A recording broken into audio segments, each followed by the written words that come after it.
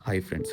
మనం ఇప్పుడు ప్రపంచం మొత్తాన్ని షేక్ చేసిన మార్వెల్ స్టూడియోస్ ఎలా పుట్టిందో, ఎలా వరల్డ్స్ బిగ్గెస్ట్ మూవీ యూనివర్స్‌గా మారిందో తెలుసుకుందాం. ఇప్పుడు మనం చూసే Iron Man, Spider Man, Thor, Hulk, Avengers లాంటి సూపర్ హీరోస్ ఒక్క రోజులో క్రియేట్ అవ్వలేదు. ఈ స్టోరీ స్టార్ట్ అయింది 1939లో.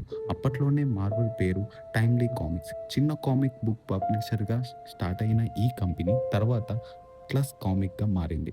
1961లో లెజెండరీ రైటర్ స్టీవ్ లీ మరియు ఆర్టిస్ట్ జాక్ కిర్బీ కలిసి కామిక్ ఇండస్ట్రీని మార్చేశారు.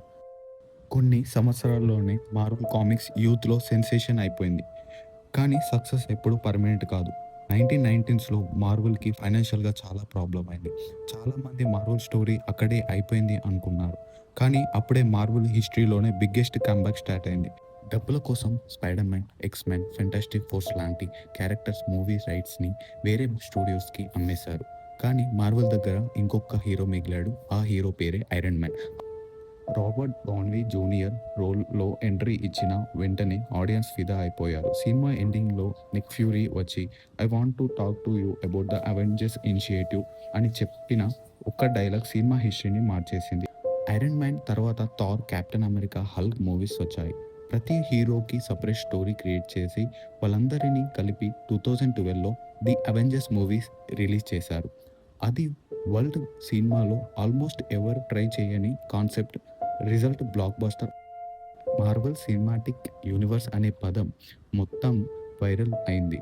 తర్వాత 2019లో అవెంజర్స్ ఎండ్ గేమ్ రిలీజ్ అయింది.